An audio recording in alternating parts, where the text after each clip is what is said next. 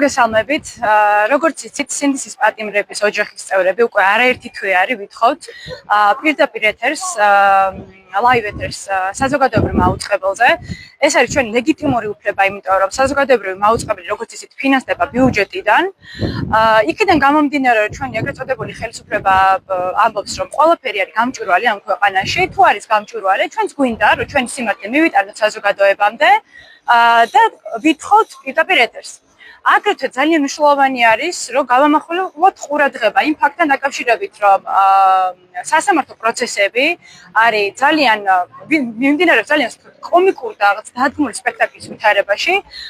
შესაბამისად, ერთადერთი ტელევიზია, რომელსაც აქვს იმის უფლება, რომ ლაივ ეთერები გააშუქოს, ეს არის საზოგადოებრივი მაუწყებელი.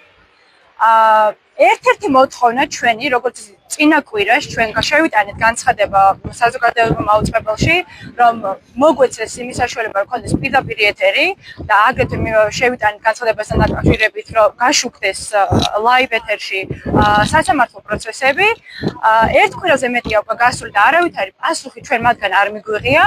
შესაბამისად, გვინდა რომ საზოგადოებას დავანახოთ, რომ ჩვენ ისევ აქ ვდგავართ, ჩვენ ისევ იგივე მოთხოვნები გვაქვს და ჩვენ ეს მოთხოვნები არ გვიკმაყოფილდება, მაგრამ განაგრძობენ ისევ ჩვენი ბიუჯეტიდან ამ თანხების აღებას და რაღაც სრულიად რაღაც ამოხსნენ რაღაცა გადაცემების გაშვებას პირველი არხის ეთერში.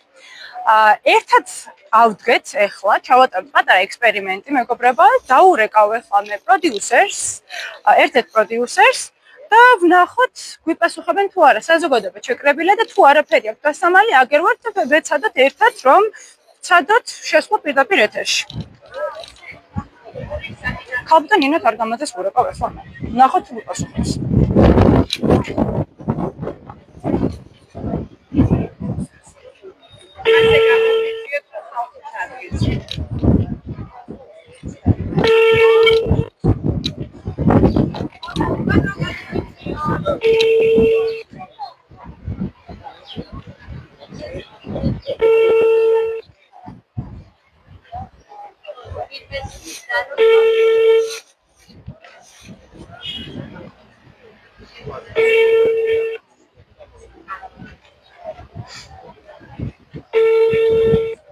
Ну, ქალბატონი არ გვპასუხობს ამ კონკრეტულ შემთხვევაში და რატომღაც ეჭვი მაქვს, რომ არც გვიპასუხებენ, იმიტომ რომ არაერთი თვე არის, როგორც აღვნიშნე, ვითხოვთ პირდაპირ ეთერს.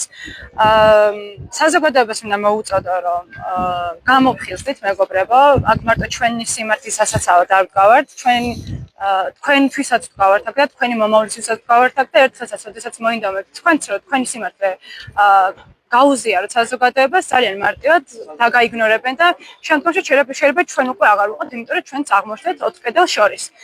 მაგრამ არც ეს არ არის ჩვენს პრობლემა, არ ვაპირებთ გაჩერებას, ვაგრძელებთ ბრძოლას ჩვენი ბიჭებისთვის, ჩვენი სამშობლოსთვის. არ ვიცი, აქ ვარ და ველოდებით ყველა თქვენგანი, რა ვიცი, აქ ხართ და დაესწრებით იმ პროცესს, რა პროცესების თანამონაწილეებიც ვართ ჩვენ.